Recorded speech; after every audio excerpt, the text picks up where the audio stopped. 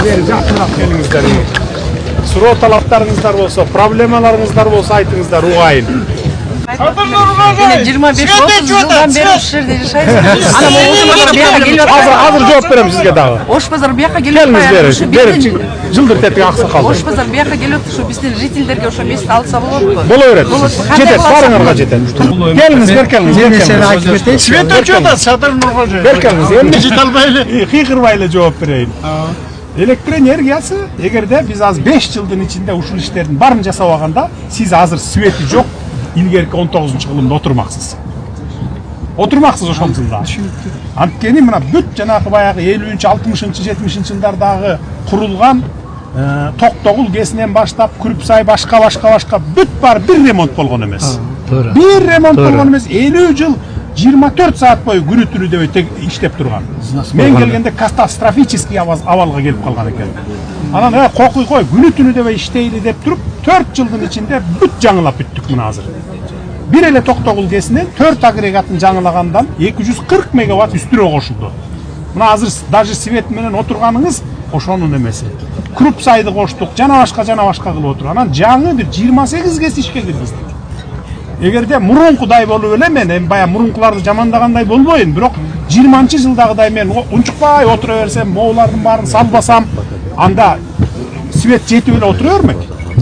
Свет жетип, анткени светти баягы завод фабрикалар жок болгондон кийин эптеп кыштын күнү дефицитти жаап коюп, а жайдын күнү эмес ага свет деп коюп эле отура берген.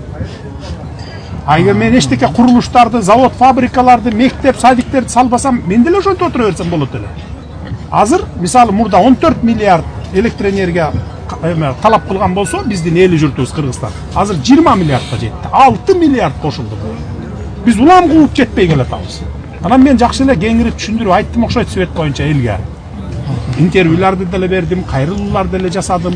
28-жылдары биз кризистен чыгабыз. Анткени уже салынып аткан 100ге жакын кестерибиз күндөн, шамалдан салып атабыз. Мына күндөн 15 декабрда Кудай буйрса биринчи Кыргызстан тарыхында 120 мегаватттык күндөн электр энергияны балыкчыда ачабыз.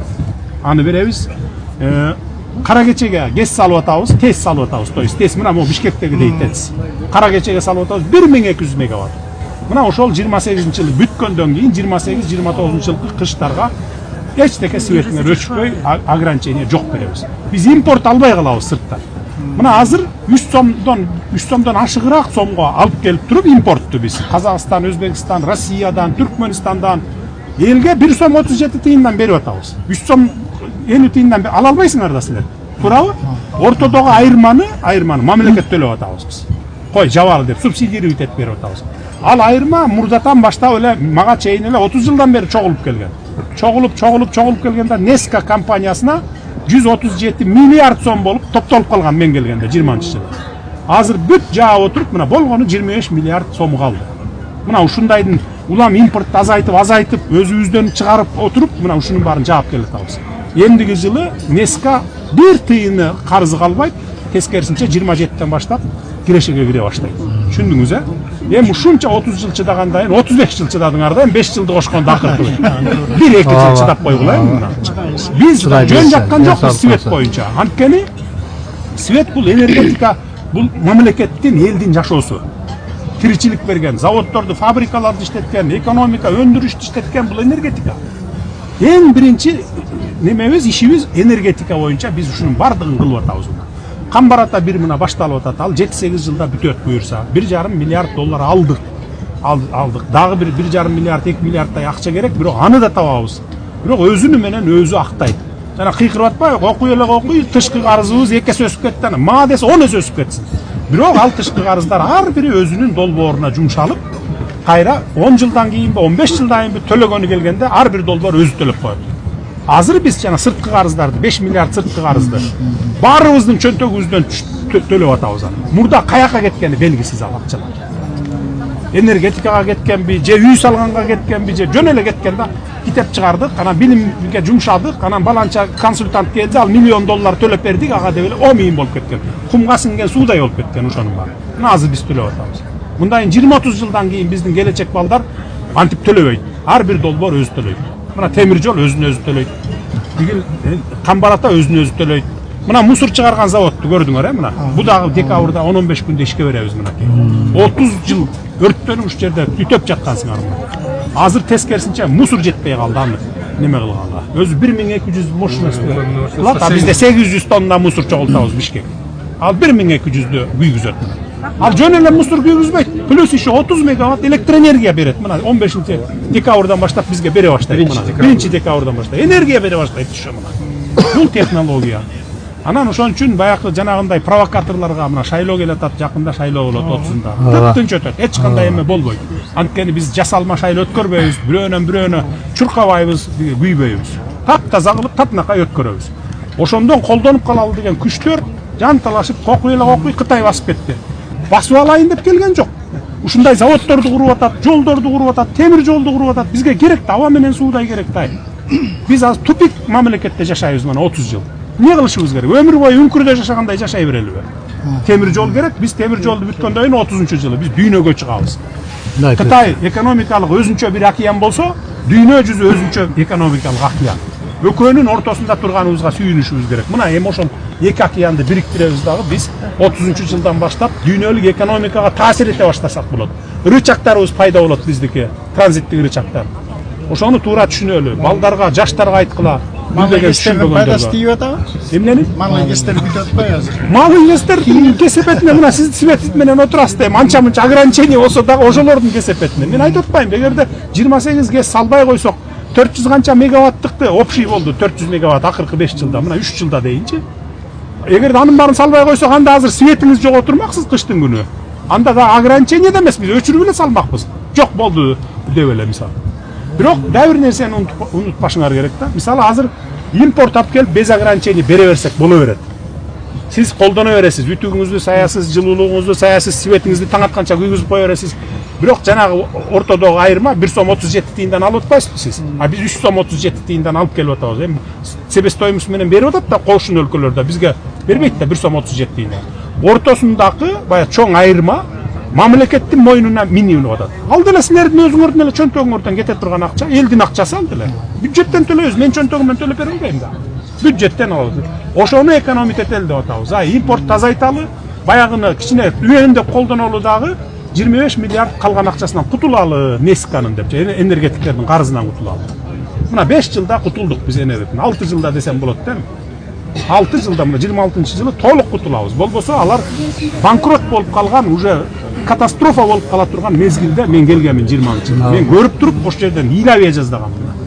Андан бери мына чыгып келатабыз. Эптеп жетти.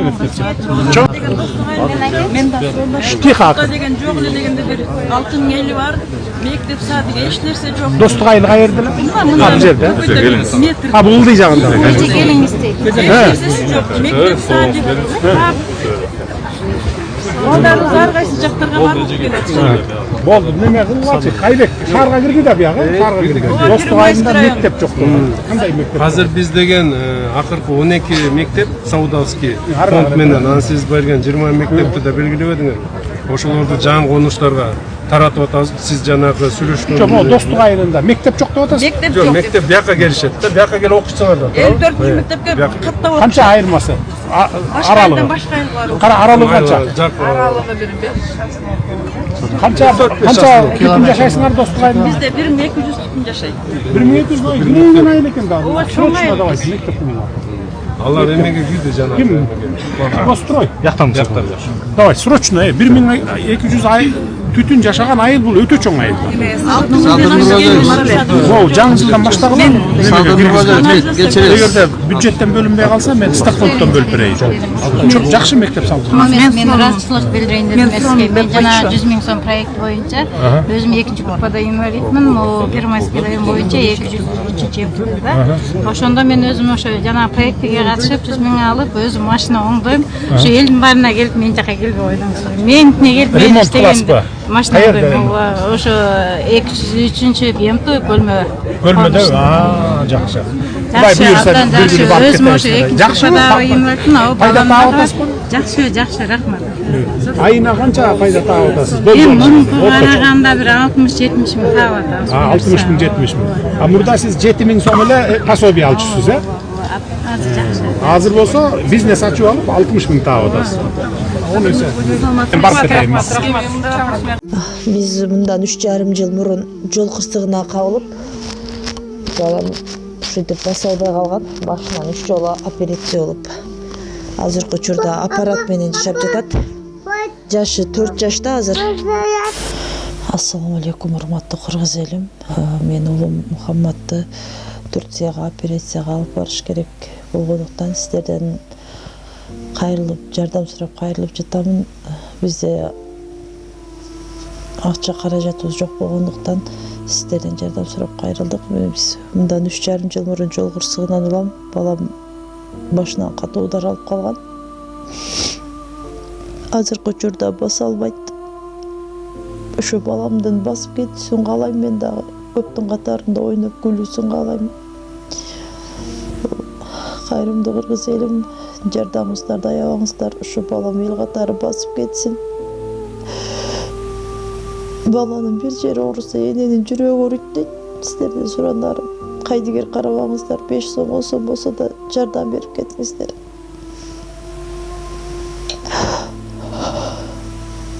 Азыркы учурда балам 4 жашта, өз алдынча баса албайт. Ушу токко жатат. Буга чейин 3 жолу операция болгон. Мындан алдын дагы сиздерден жардам сурап кайрылганбыз. Баарыңыздардан Аллах таалам ыраазы болсун. Ушу сиздердин жардамыңыздар менен азыр балам кичине аракеттенип жашап жатат ушул жарык дүйнөдө. Азыр башында аппарат менен. Бул акыркы операциясы бизге $45,000 каражаты керек болгондуктан бизден андай сумма жоктугуна сиздерден жардам сурап кайрылдык. Жардамыңыздарды аябаңыздар, Аллах таалам ыраазы болсун баарыңыздардан. Ушу баламдын басып кетүүсүнө себепкер болуңуздар. Бардык карта реквизиттер өзүмө караштуу. Эмбанк кымбат деп чыгат. Аяк 3197. Ошол эле номерде оденги Эдин салам дегендерден. Россия өлкөсүнөн котором дегендерге Сбербанк бар. 7807 Кундузай деп чыгат. Өзүмө таандык ал дагы өзүмдүн сиңдилерим.